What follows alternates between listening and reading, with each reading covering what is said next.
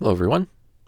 Today I'm going to be testing out the CAD GXL1800 condenser microphone. There are a lot of inexpensive XLR microphones out there these days, and some of them seem to get good reviews in terms of value for the money. When I saw this CAD microphone, I wanted to check it out because it's one of the cheapest condenser microphones in this form factor, and it's from a company that does sell some pretty nice microphones. But this particular microphone is only $34, which is less than a lot of the generic offerings on places like Amazon. And it comes with a shock mount, an XLR cable, and even a little mini tripod. The little tripod is very short, so it barely leaves enough room for the XLR cable coming out of the bottom of the microphone, but I suppose it could be useful for someone. My first impression of the microphone itself is that it is very light. That doesn't necessarily mean anything, but it's almost definitely the lightest large diaphragm condenser that I've ever tested. The shock mount is all plastic, and it's a little flimsy, but with how light the microphone is, I'm sure it'll be fine.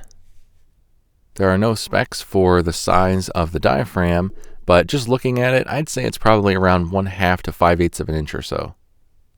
The self-noise specs are 16 dBA, which is perfectly respectable for a mic like this, and it's pretty good for a mic in this price range. So far, I have not been recording with the CAD GXL1800 for a reason I'll go over in a moment. So far, I've been recording with an Audio-Technica AT2020. At $100, it is a much more expensive microphone, but it's still a relatively inexpensive XLR microphone in the grand scheme of things. But let's switch over to the CAD GXL1800. Now I'm recording with the CAD microphone.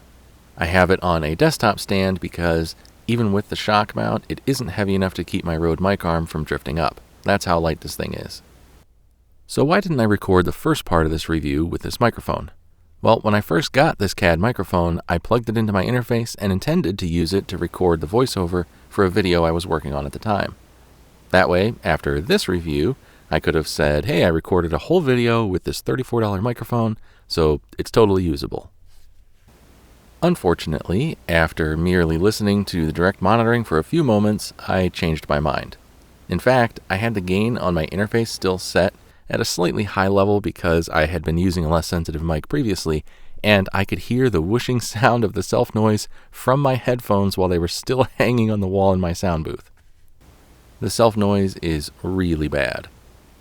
Granted, I was able to turn the gain down quite a bit because this microphone is very sensitive. But even with the gain turned down to get proper levels, the noise is still the worst that I've ever heard.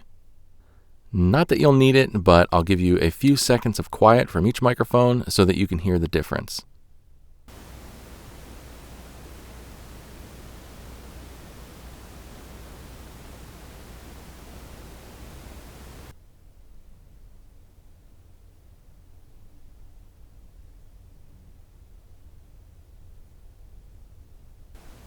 I don't know if I got a defective microphone or what, but there is no way that is 16 dBA of self-noise.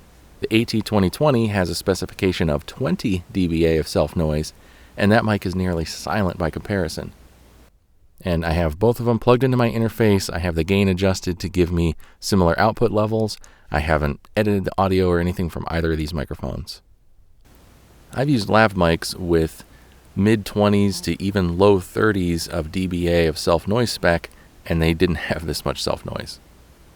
It's a shame because, considering the price and the included accessories, this could have been a great value. It is cheap, but it's just too noisy. Like I said, maybe I just got a defective microphone. For $34, I'm tempted to get another, just to be sure, but at this point, I cannot recommend it. So there you have it. I had high hopes for this microphone, and I hoped that it would be a good value, budget XLR microphone. But instead, it ends up being a non-recommend. So hopefully that was helpful. If you have any questions, let me know. And as always, thanks for watching. Take care.